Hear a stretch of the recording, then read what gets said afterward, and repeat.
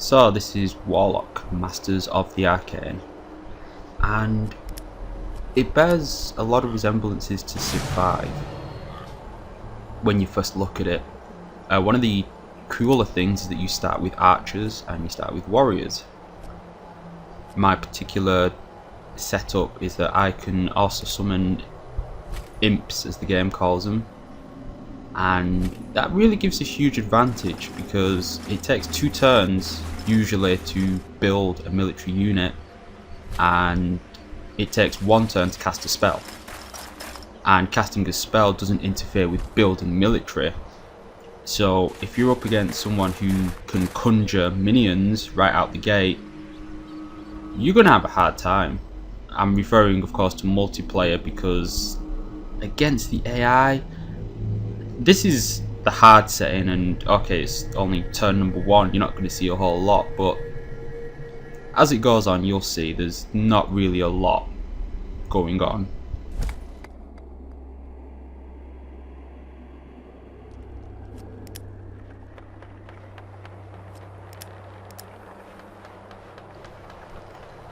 I really do like the way the game eases you into it.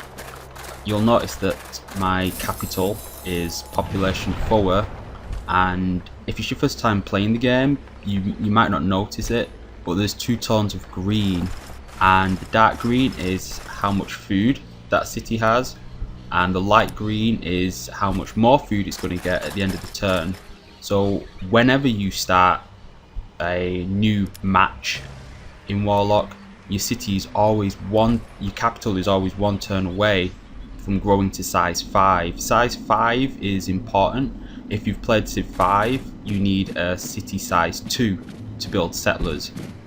In Warlock, you need a city size 5 to build settlers. A lot of your satellite cities will not be building settlers anytime soon. You will make additional cities all over the place. The game uses the same rules as Civ 5 in that no city can be within 3 tiles away from each other, but there's no happiness, and there's no workers either. So even if you didn't want a lot of cities, it's in your best interest to have a lot of cities. This was somewhat fixed in the sequel Warlock 2. I say somewhat because all they did was just add a cap to how many cities you can have. I know that it's supposed to make you place your cities more strategically, but there's still no workers in Warlock 2.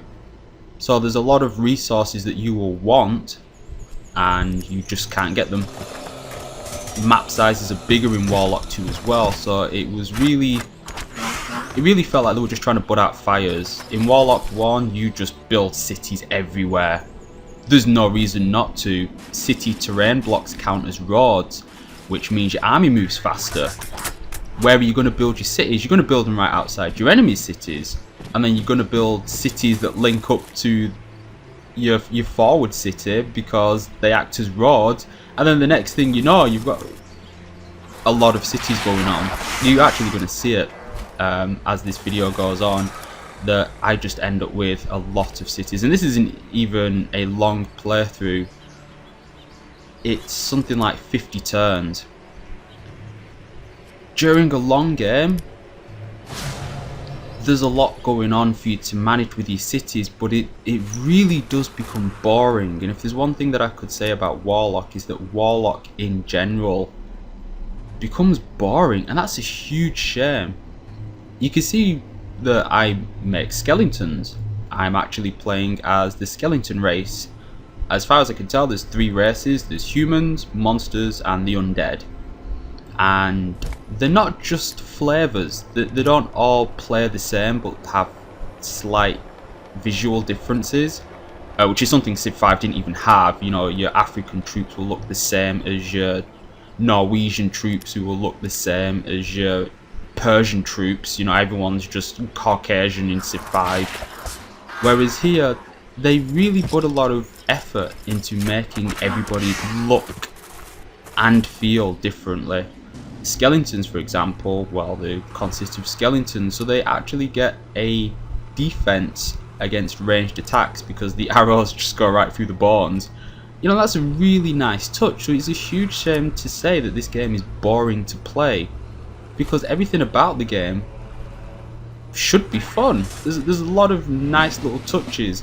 It's quite humorous as well. A lot of the flavor text is genuinely funny. There's none of that. It's not like grotesque tactics where they're just like, oh, fart's funny, here's a whole bunch of fart jokes.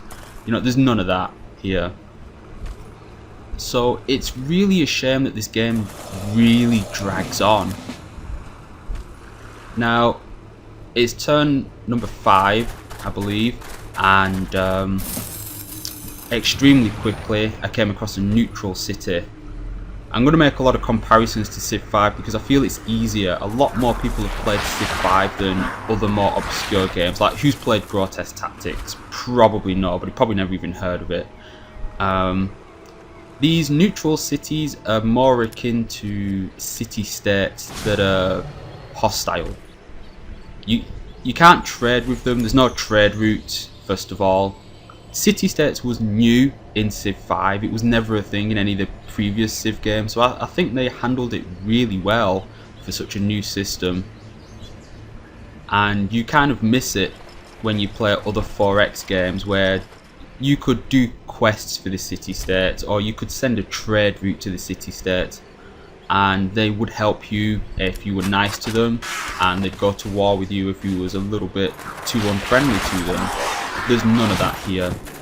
In this game, it's really more about you versus the environment. If you're familiar with terms from MMOs like PvE, this is very much a PvE game, and it's really strange in that aspect, because when you think of games like Civ 5, like Shogun, like Total War, you really get in the mindset that your opponents are really the big deal, the big focus. Just took the city there. And in this game, that's not the case. They will spend most of their time fighting fires in their own territory. In Civ 5, barbarians don't spawn in territory you own, and they don't spawn where you can see. This does cause problems when there's territory that you believe you should be able to see, but you can't. And then you move a worker or a settler, and it's the only tile in your territory that you can't see. Oh, there's a barb camp. And not a lot of people know, but in Civ 5, when barbarians spawn the camp, they can move immediately. And when barbarians spawn next to the camp, which they will do if you don't destroy the camp, they can move immediately.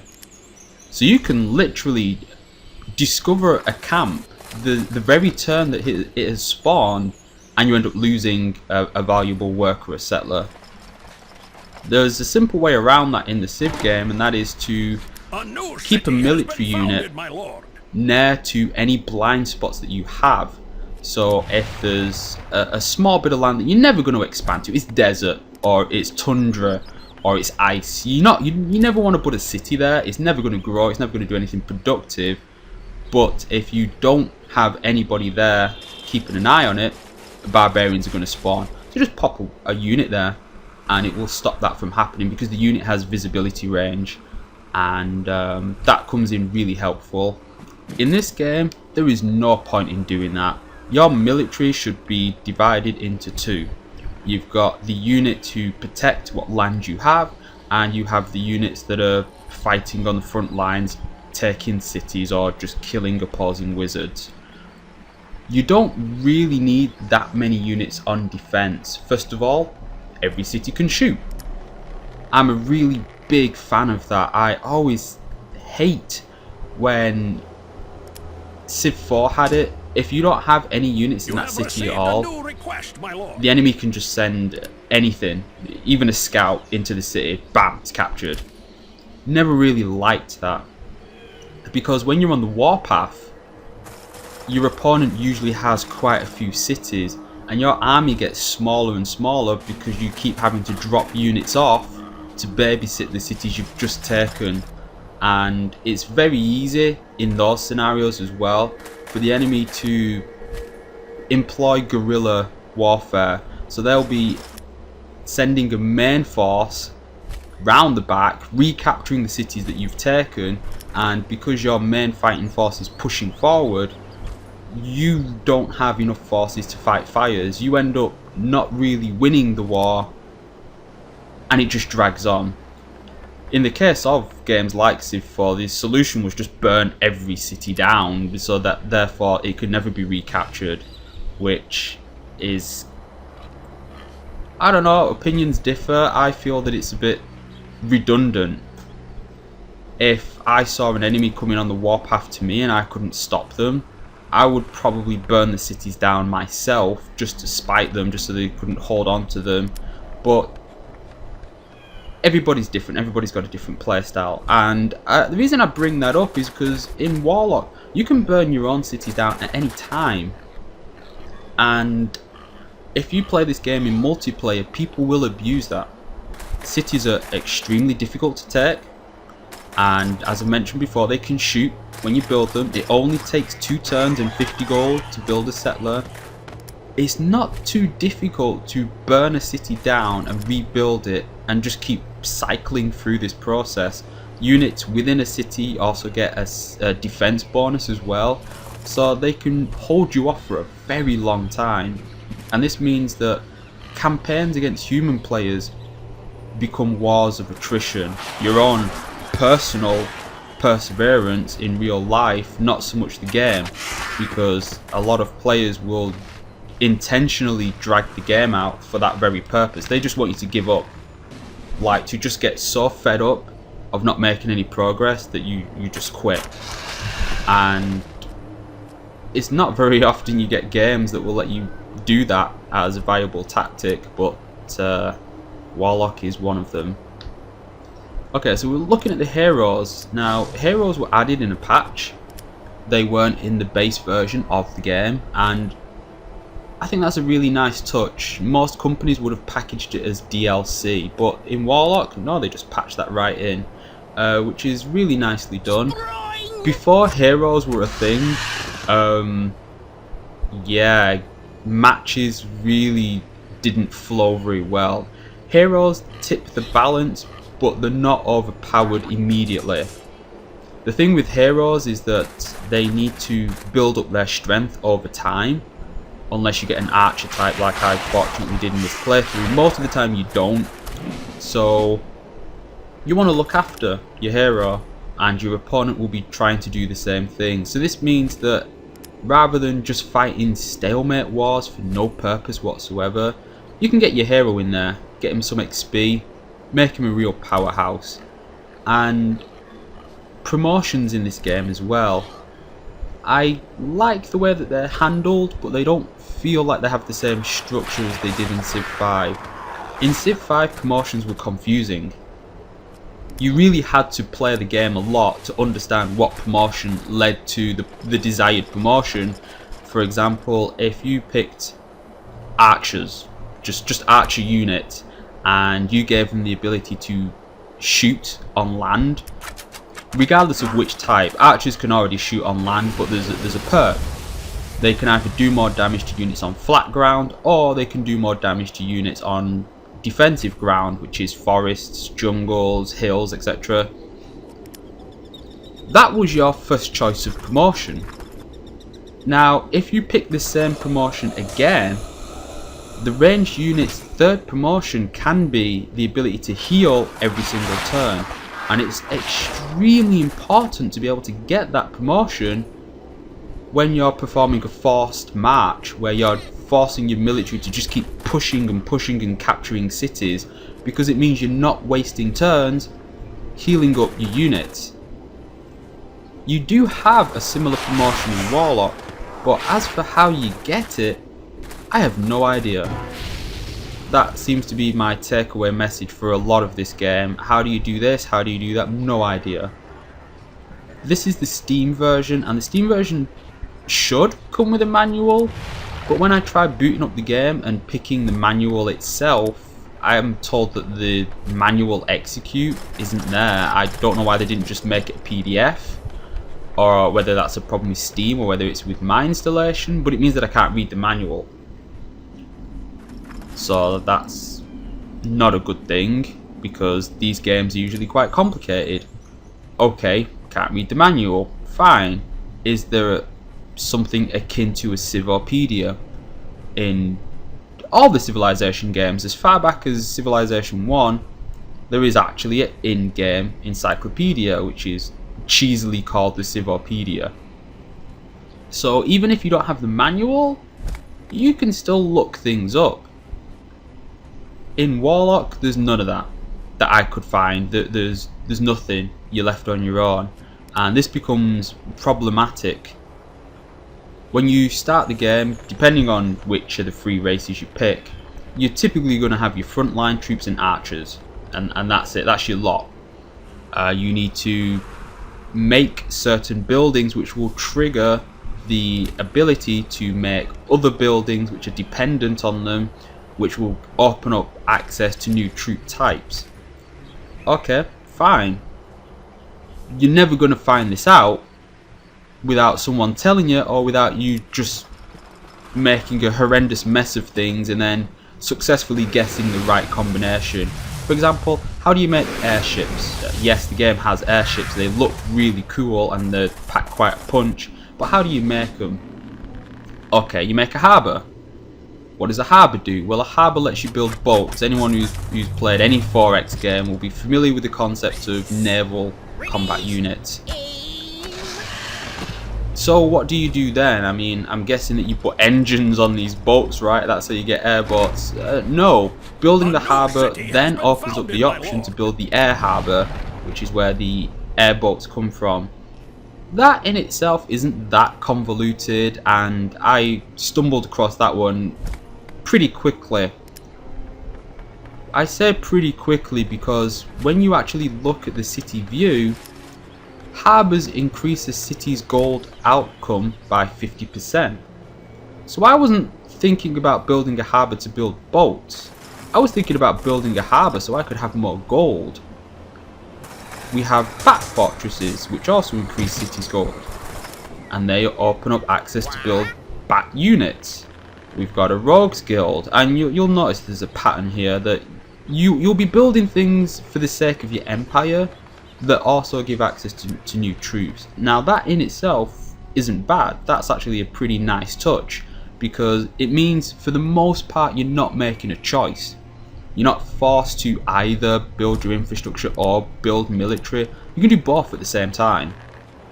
And frequently, any buildings that let you combine the two, infrastructure and units, they give less bonuses than if you were to build something dedicated. If you build, say, a market is plus 4 gold. A harbour is 50% gold, so it will stack with the market.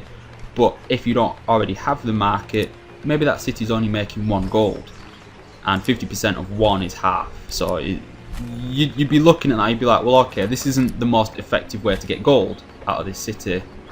Maybe I should build the market first. And the market doesn't seem to unlock anything for the undead. I believe it does for the other races though.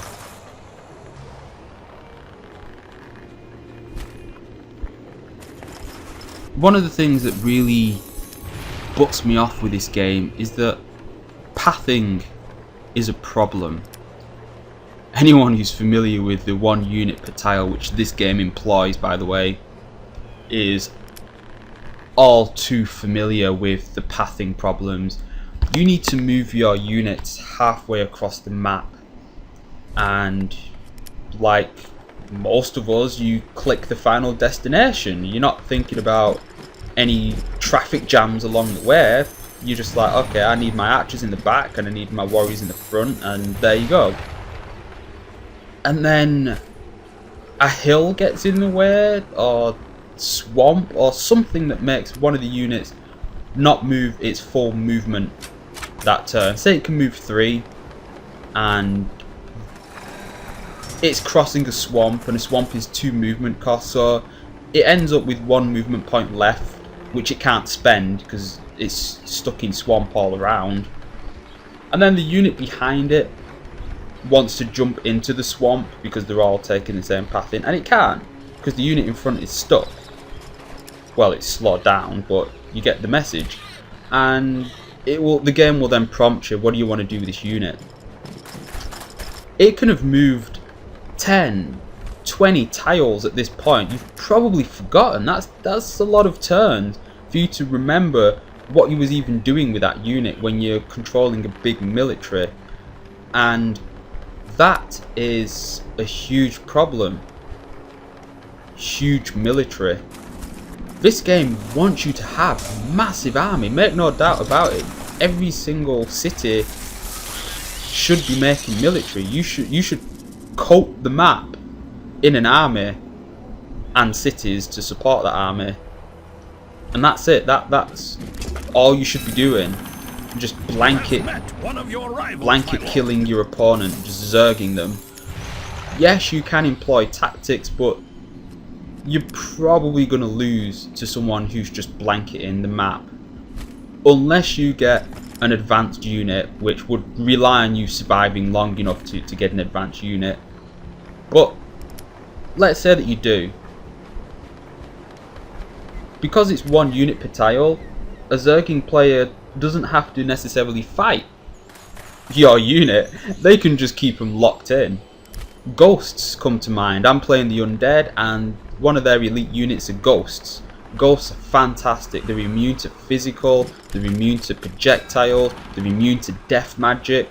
You can send one of those against a human or a creature player, and there's nothing they can do about it until they employ something that does elemental damage, which will usually be their hero, of which they will not have that many. The majority of their army will just be useless against a unit like a ghost. So if you can survive long enough to create ghosts, you're in a winning position, really. Unless your opponent just decides to blanket the map. Yes, your ghosts will kill one unit per turn, but you're kind of stuck. Or rather, that ghost is going to be rather stuck. And your enemy is not going to be impeded. They can eventually whittle anything down. The minimum damage you can do is 0. So it's not death by 1,000 cuts, which I'm a fan of. I prefer it when you can do 0 as the minimum damage amount. But there are critical hits in this game. So eventually they can, if they get enough crits, they can whittle something down. Because the rules for players are different from the rules for the AI. You'll see a little bit later on that I start shooting some bears off the coast. And okay, the bears are wild creatures. They don't belong to anyone. They're neutral faction. But they're not resting. They're not within their own territory. I mean, unless you count Mother Nature as the territory, then I guess in that case they are. But, you know, realistically speaking, there's no territorial borders that benefit them. And they heal every turn. Because it becomes really infuriating, because you can have a unit that is stronger than a wild creature that spawns in your land, by the way, because they do. And you can't one-shot it. So in your head you do the calculations, okay, I can't kill it in 1 hit, I can probably kill it in 3. And then you notice that it's healing every single turn. And it's also fortified. And then that 3-turn kill suddenly drags out to 20 turns, and then in that time more wild monsters spawn in your territory. And suddenly you now have to take this army of bears seriously, when they should have just died just extremely quickly. Or at least you feel they should have died extremely quickly. Which is the bigger flaw with this game. It doesn't feel fun. I've mentioned it earlier, there's a lot of things within this game that look fun. That look like they make fun mechanics. That look like they should feel fun. But when you actually sit down and play it, they're not. They're tedious. Congratulations! They are extremely tedious. Researched a new spell, my lord. I would say that's the key word for this game as a whole.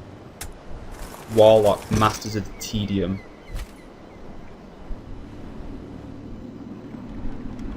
Again, it's a huge shame to have to put the game down in such a way, because a lot of the mechanics, they're nice. They make for a nice game, but the overall flow of the game is just hampered. And I've made a lot of comparisons to Civ 5 already. So, on that note, one of the key parts of Civ 5 is empire building. You have to manage your cities, you've got to manage happiness. I've already mentioned there's no happiness in this game, so you just blanket cities all over the place. That was a legitimate problem in Civ 5 and Gods and Kings. It was only Brave New World that most of us feel actually fixed that problem. But in Brave New World, it stops you blanketing the map with cities in the early game. In the late game, you can remedy any happiness problems, and if you want to, you can blanket the map with cities. Most of us don't, because when we get to the medium game, a one population city is not very effective. It's not going to get up to speed with everybody else's population 20 cities. It's just a hindrance. But the game at least gives you that option. It's like, okay, if you now want to infinite city sprawl, you can do that now. Warlock, on the other hand, only wants you to infinite city sprawl. Anything else is playing it wrong, and I've gone over it earlier when I've said that you would want to build a network of cities so you can get to the front line faster. But the actual cities themselves, one of the things that you'll have noticed is that whenever I build a city, it immediately pops up with what's known as a mana farm. That's because I'm undead. The undead don't require food, which kind of makes sense really. Instead they require magic, or mana as it's referred to in this game. If you play as the monsters or the humans, every city you found starts with a farm. One of the things that you'll notice that I do is that I delete the mana farm, and if I was playing as the humans I would delete the regular farm if a city is settled next to a special resource, and then I can immediately improve that resource instead of waiting for the city to get to size 2, because that can take a while, and this game is about speed.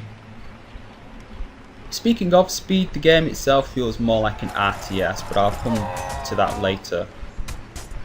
More of a turn-based RTS, and it probably would have benefited from actually being an RTS. But getting back to the cities, apart from that little bit of micromanagement to get the special resource early, there's not a whole lot going on with your cities. There's no wonders.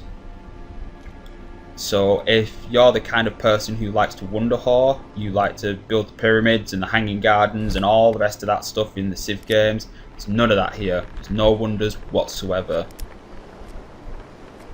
There's no workers, which I mentioned earlier.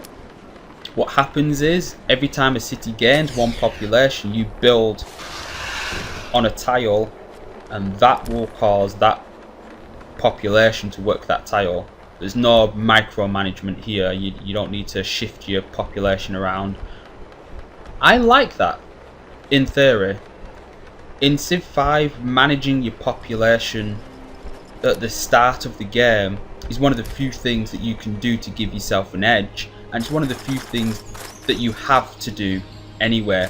Not as in you've got to do it, but it's one of the few options available to you. When you start a new game in Civ 5, you've got your settler, a warrior, and that's it. There's not a whole lot for you to do, and as you've seen when you start in this game, you start with your city already planted, warriors and archers. So you're in a similar kind of position. The starting mechanics are almost the same in that you're not doing a whole lot. You're scouting around looking for goodie huts and looking for places to plant new cities, but that's about it. In Civ 5, managing your population is the difference between you getting the Great Library or not. There's no wonders in this game, so in that aspect it doesn't really matter. but I miss it. My cities don't have any, you know, personal interaction with them. They're just there. They could just be roads for all that it matters to me, because I don't do a whole lot with them.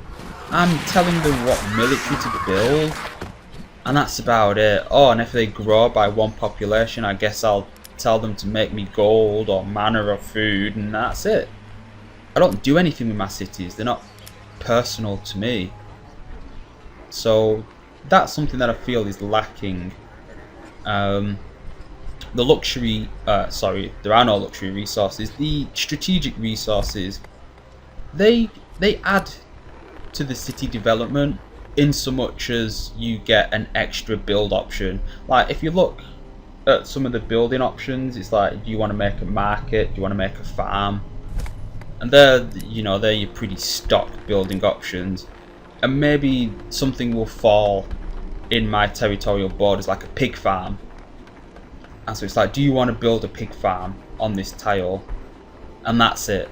That is the only thing that makes that city different from any of the other cities. And it's really a shame. I wouldn't have wanted luxury resources in this game. I don't feel it would have benefited from it, because this game is all about war. But at the same time, I do miss actually doing stuff with my cities.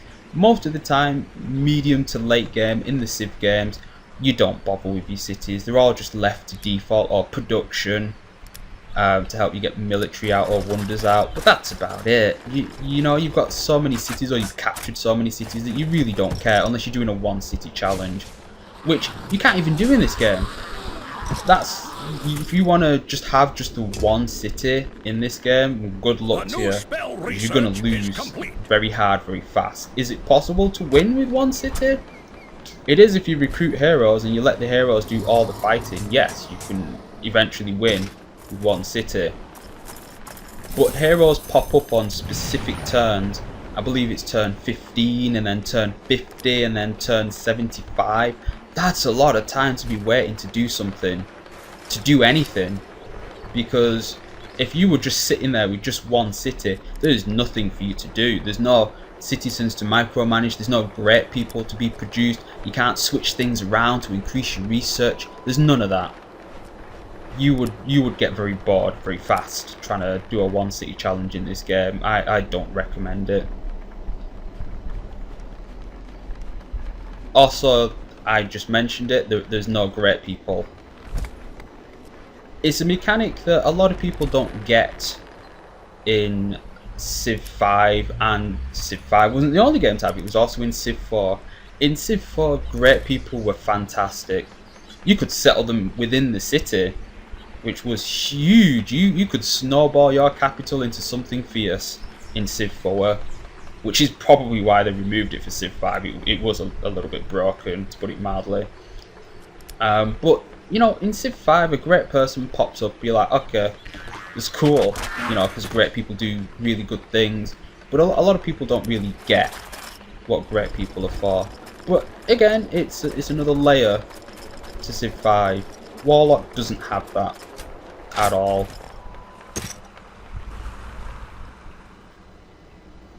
So what can you do in Warlock? Let's say that you decide that you're not a warmonger. You're not a warmongering menace to the world. How else can you win? Well, you can research the great spell. Research and cast it. It takes a number of turns to actually cast the great spell. People can interrupt your spell. It's an option. I mentioned that, you know, casting a spell takes one turn. That's not true. Different spells take a different amount of time to cast, but imps just take one turn. So if you pick imps at the start of your match, you've got a huge advantage over somebody who hasn't picked that. They're not going to be able to keep up. And imps, they're not the strongest unit, but you're making an imp every single turn, and strength in numbers. Really, if I can only make a unit every 2 turns and you're making 3 units within that time scale, I'm just not going to be able to keep up. It's as simple as that.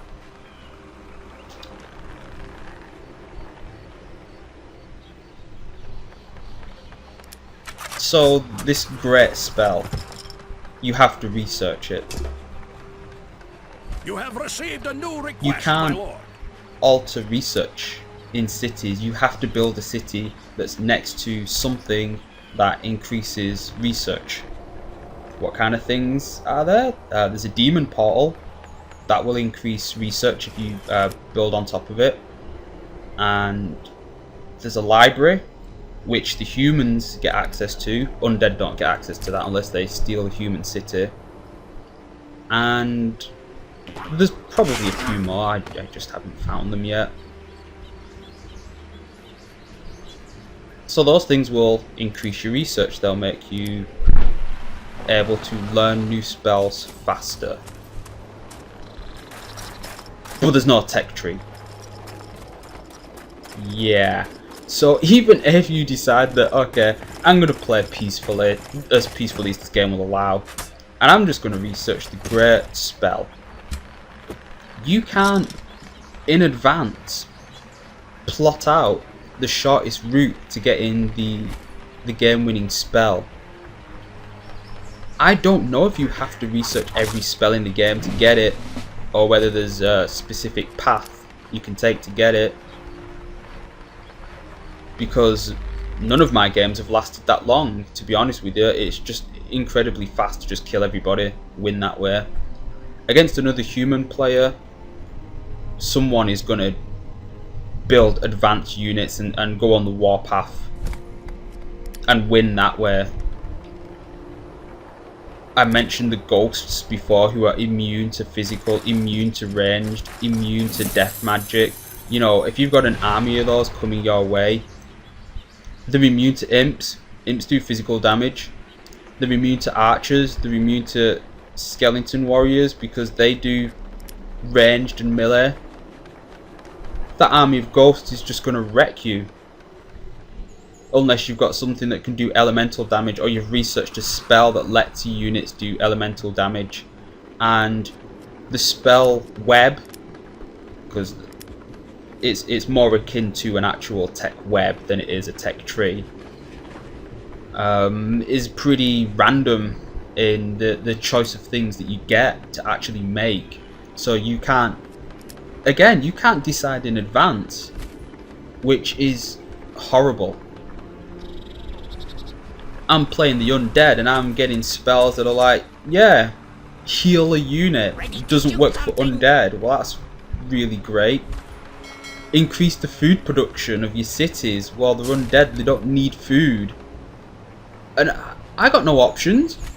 If this is what the tree is telling me my options are to research, as far as I'm aware, that's all I've got to pick from.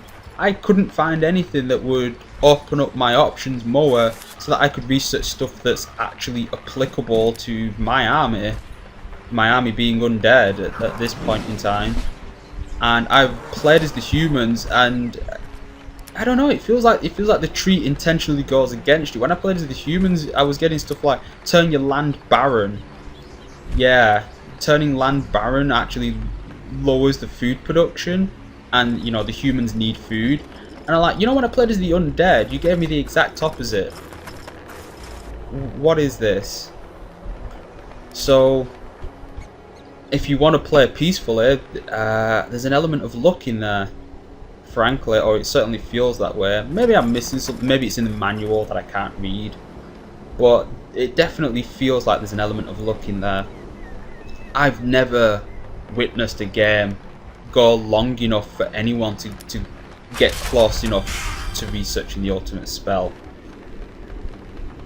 I've built enough cities around the landscape that my spell research rate was pretty high. I was researching spells every 1-2 turns, and I still never made it to the ultimate spell. I just killed everything in the time it took.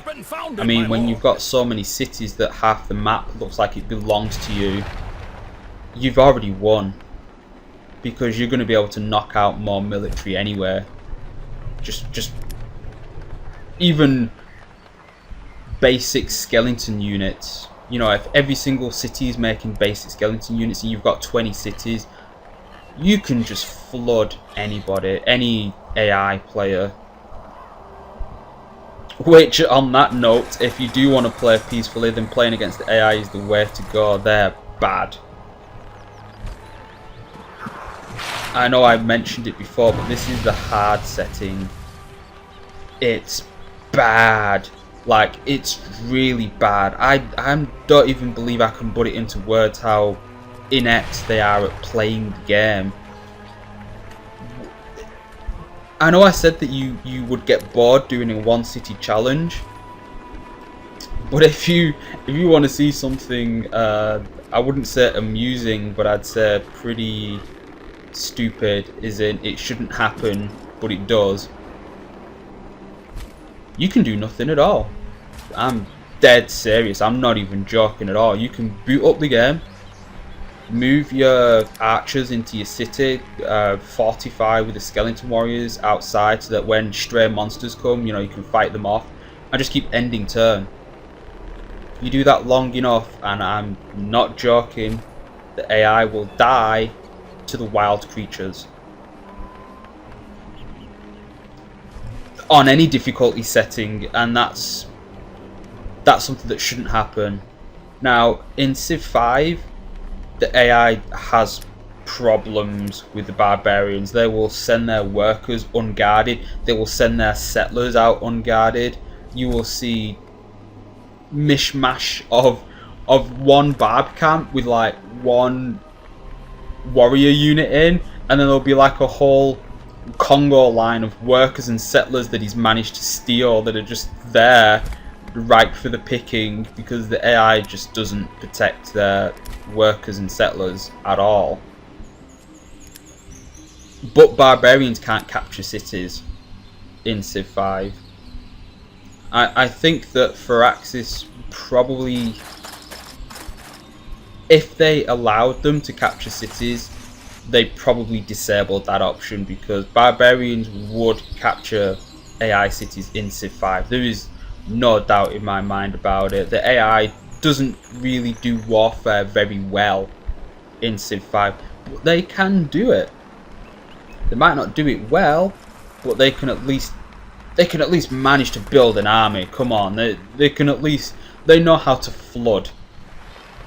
You know, they'll just send their units to just kamikaze it, and if you get caught off guard, that's all that it takes. You know, they'll just keep hammering your city down while you're frantically trying to scramble an army together, and before you know it, you're just dead. It can happen. In this game, there's too many barb camps, so even if the enemy puts an army together, it's going to get dead. It's going to be dead before it gets to you. All the wild creatures will just wipe them out. If I line the audio of this recording up with the video correctly, you'll actually see that the AI puts a settler in a boat and then gets the settler to shoot at my archers from within the boat. Settlers in this game are not defenseless like they were in Civ 5. They are the weakest unit in the game. So they're not packing a huge punch, and they shouldn't be involved in any kind of warfare if you can help it. But they can at least do something other than be captured. But you wouldn't want them on the front lines, and you definitely wouldn't send your settlers to start shooting at somebody else's archers. That's a good way to get your settler killed, but the AI does it. As far as the AI is concerned, if that unit can deal damage, then it's ready to fight on the front lines. There you go.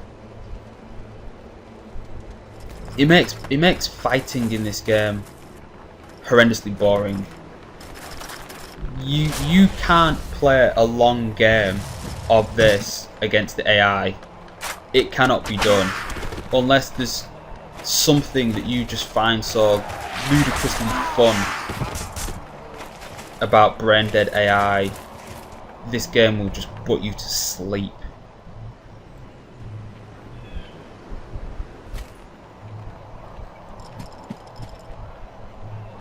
Unless we're talking about the wild monsters, yeah. The wild monsters really are what make me feel that this game is a PvE game. They come in all different kinds of shapes and sizes. They will attack units that can't fight back. Like, you'll have flying units that go for your warriors, because your warriors can't fight back. Ground units can't hit flying units. You will have elemental titans who will just bombard a city turn after turn. You'll have dragons. You don't want to mess with the dragons. You've got all sorts that really come at you, that really spice up the gameplay and make it really dynamic. Almost to the point where you really wonder what's the point of the opposing wizards. In fact, one of the DLC for Warlock is called Armageddon, and that's what it is. It's just you versus the wildlife, and they come wave after wave, getting progressively harder and harder. It's a fun game mode. Debatably, it's what Warlock should have been in the first place, because this whole 4x strategy attempt doesn't work. Not like this. The whole point of a 4x strategy game is that there should be so much that you have to focus on that it wouldn't work as an RTS. If you were to make Warlock real time, I dare say it would be a damn good RTS game. There's certainly enough going on that you would always have something to do, but not too much that it becomes impossible to keep up with the AI, because the AI knows where all their units are and they can move them perfectly. Anyone who's ever played StarCraft on the hard setting, you already know that the AI is extremely good at just getting stuff where it needs to go all in one, and a human has to try and keep up with all the various things going on. Warlock as an RTS game would probably have been a really good RTS game, but as a turn-based game, no. Absolutely not. It fails as a turn-based game. It's nowhere near as good as Civ 5 in the empire building aspect. I mentioned before about if you want a peaceful victory condition, well, good luck with that, because you're going to struggle to get a peaceful victory in this game of any kind, because it's just going to take so long.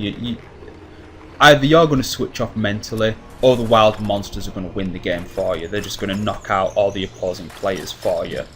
So good luck making it that far. Your other option for a peaceful victory, just while we're talking about that, is the game occupies multiple planes. You don't see it in this video, but you can find teleport pads, and you can teleport your units through it to explore another world. Again, that is a fantastic feature.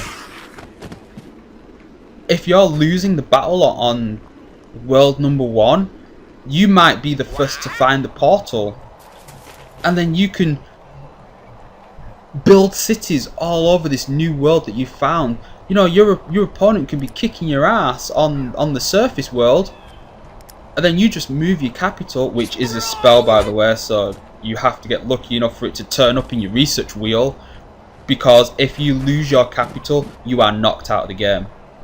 This isn't Civ 5 rules where your capital just moves. If you lose your capital, you are out. No matter what. No matter how much you're winning or conversely losing, your capital falls, it's game over. All your cities just become neutral enemy cities instead. Your opponent doesn't automatically get them, but so what? You're out the game, who cares?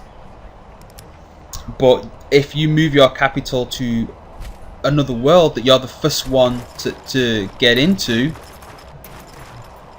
you can have that whole world for yourself, because an opponent can't settle where there's already city boundaries. So that's another reason why it's important to just mask the land with your cities, because it prevents your opponent from forward settling in your territory, as it were. But also, if you own enough land on these alternate worlds, that's a winning condition. That is about as peaceful of a winning condition as you can get. That's realistic, because the ultimate spell I don't feel is a realistic winning condition. However, getting through the portals isn't easy. The portals themselves, they don't do any damage. You can just freely move through them. But there's normally a very powerful monster guarding that portal who will one-shot your settlers. You can't just flood it with settlers and try and get them through. And even if you do get a settler or two through, on the other side of those portals, every portal that I've been through, there's really powerful creatures just camped right near the portal. So you need a strong military to get through that portal, and then to clear enough land of monsters for your settlers to start coming through. But if a game has progressed long enough and you're losing the battle on the surface world, it at least gives you another chance.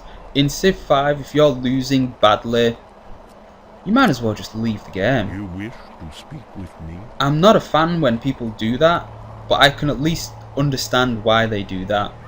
What else are you going to do? You don't make comebacks in Civ 5. You're either close enough to winning that you still stand a chance. Maybe you've built a few spaceship parts.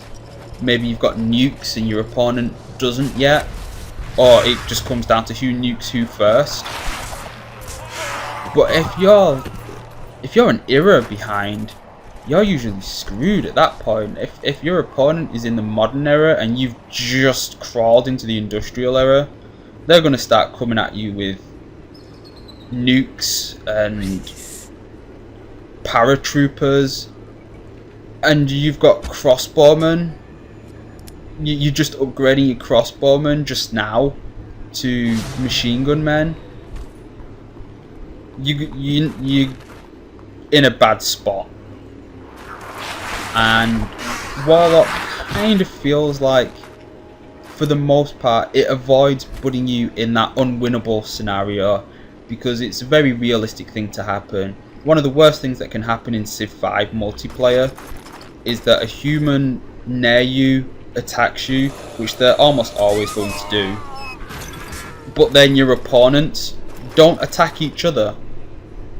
Maybe you're playing on a continent's map instead of Pangaea, so your opponents just get to freely build up their science, build up their cities and infrastructures, while you're just pushing out infantry turn after turn after turn, and you just end up falling so far behind that by the time you or your opponent wins the war, you might as well just leave the game.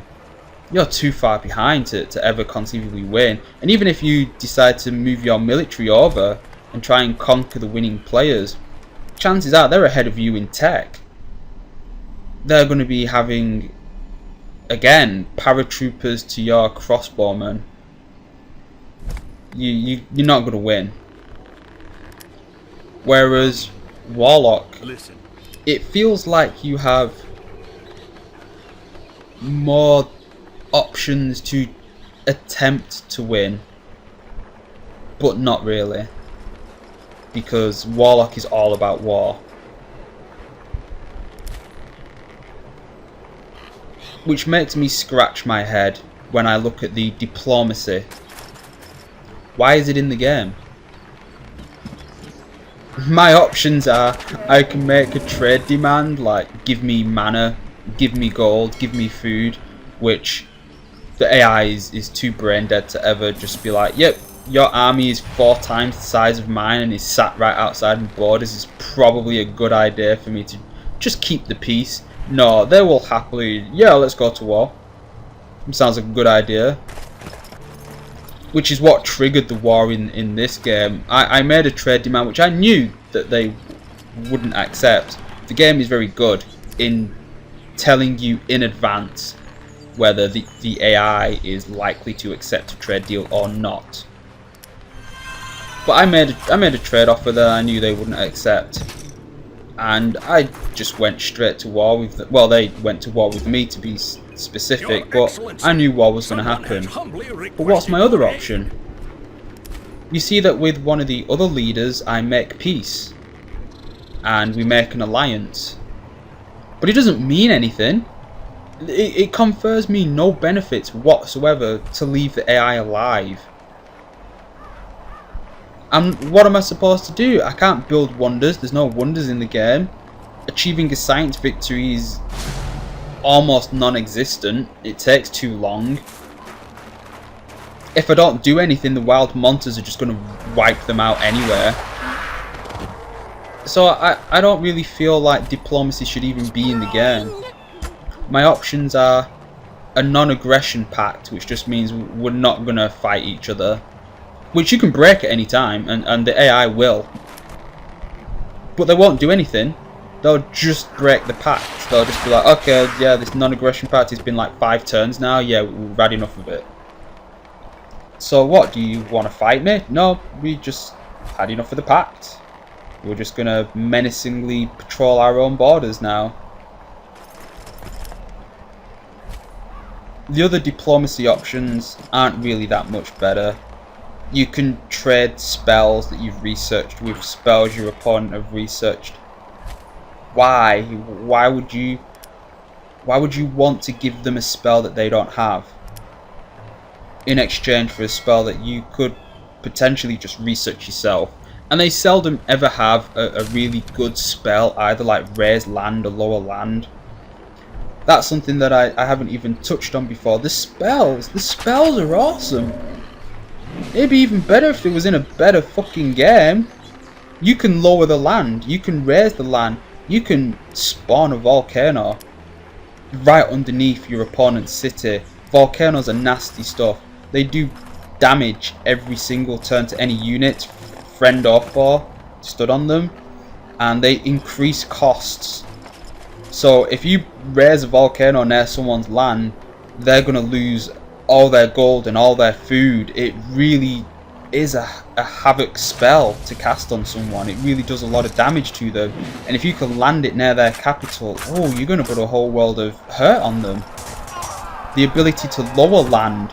Maybe your opponent built a city on a hill that gets a defensive bonus, a la Civ 5. You can just remove the hill. Maybe the opponent is attacking one of your cities. You can raise the land and put it on a hill. Spells like that are really impressive. The fact that the game lets you terraform the land via magic is really impressive. It's just pointless. If this was any other game, it would be absolutely critical, presumably, to be able to do that stuff. But in this game, you're best off just saving your mana and just spamming imps. I haven't found a single thing that imps are worthless against, with the exception of ghosts, because they do no damage to ghosts. Yeah, imps aren't very strong and they die very quickly, but I can make an imp every single turn. If your unit wants to heal up, it's going to have a difficult time doing that. And if it doesn't one-shot the imp, well, guess what? There's going to be 2 sets of imp attacking it the next turn, and then 3 the turn after that. In a war of attrition, summoning imps is just the way forward. It's just really disheartening how this game has so many cool features, and you just never use any of them. Really, like, again, you're just going to see that when I'm attacking the capital, imps are just my go-to weapon. I have skeletons and I have an archer hero, and I've got archers in there, of course, but it costs me next to nothing to just spam imps and use them to solve most of my problems.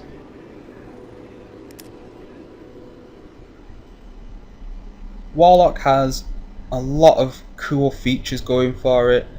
It's a really well designed game. It's never crashed on me. I've never found any horrific bug that's really just made the game unplayable. It's got all these things that come together, but the core experience is missing too much. I don't need a game to emulate Civ 5 when I've already got Civ 5 to play. And I'm not asking for Warlock to be the Civ 5 that wasn't. But Civ 5 is a very popular game for a reason. And one of the things that people like to do in Civ 5 is build up their cities and build those wonders of the world. You ever play a multiplayer game of Civ 5, war happens, definitely. But during the turns before war, the turns after, if you actually successfully get peace, people just go back to building up infrastructure. In a game like Warlock, there is no infrastructure that's worth building up. You always want more of everything, and yes, in Civ 5 you always want more of everything. In any 4X game you just want more. Even in StarCraft you want more Vespian gas. But the difference between those games and Warlock is that Warlock doesn't place any restrictions. Resources never run out. There's no penalty for me having cities all over the landscape, working as many tiles as possible, and against a human player it becomes a race to who can settle the most land. That's the biggest deciding factor, because if I have enough gold coming in, I can afford to build more military. If I have enough food, I can afford to upkeep a big military. If I have enough mana, I don't even need to worry about gold or food. With enough mana, I can just make enough imps, and I can just coat the whole landscape in imps. A new spell has been researched. It feels like all these other features of the game don't stack up. They're not intriguing. I don't feel like I should spend time researching the ultimate spell. I don't feel like I should spend time going through the teleporter trying to take over the alternate worlds, the alternate planes, to achieve victory that way. I feel like the best and fastest way to win this game is get a massive military and attack everything. And even if I didn't feel like that was the best way to play, maybe I wanted peace, maybe I wanted to try different things out, the game pushes you in that direction anyway. Barbarians will spawn next to your cities. You can't stop it. And the barbarians can be totally random. You can get an ogre. An ogre will decimate a city. In fact, it gets bonuses when attacking cities. It can take a city down in 2 turns if you're really unlucky. You've got, I've mentioned before, you've got the elementals who can just be wandering around and then suddenly catch wind of your settlement and decide to wreak havoc. You spend more time fighting the wild creatures than you actually do fighting your opponents. And when you play against human players, it adds a lot to the game, because you're both panicking, you both know that you need that land, but you can't just send settlers out because they're going to get one-shotted. You've got wild monsters popping up everywhere, you need to deal with them. But the biggest flaw for multiplayer is that it's I take my turn, you take yours. There's no simultaneous turns. If I decide to go AFK for 15 minutes, there's no turn timer. So you never want to play with randoms. They'll just alt-tab out and wait for you to quit if they're that desperate to win, or likewise they'll just quit themselves if they're losing. Civ 5 has the same problem with people just quitting, but at least turns are simultaneous. At least you can put a turn timer on. With this game, there's nothing.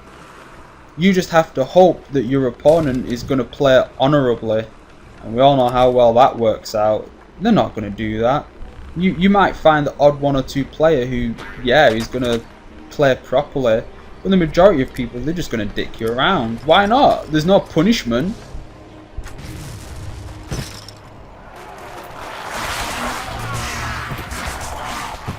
And that is if they don't, you know, kill you incredibly quickly, because as I've mentioned before, summoning imps is the way forward.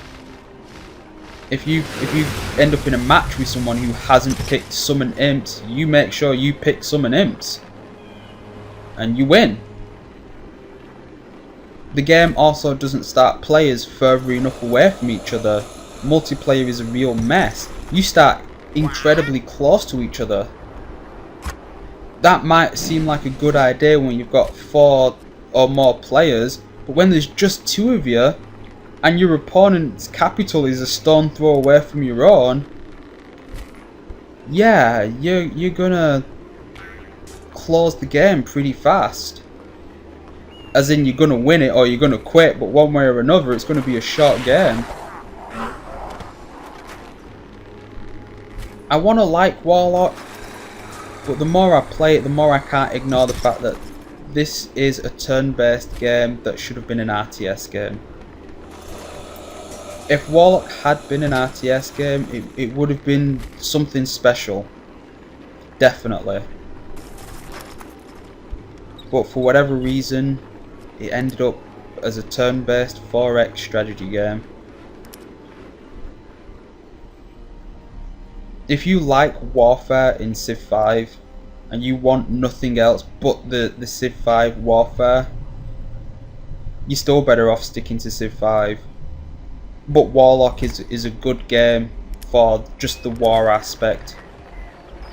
If you wanted anything else, if you wanted a deep game, if you wanted a medieval Civ 5, Warlock is not for you.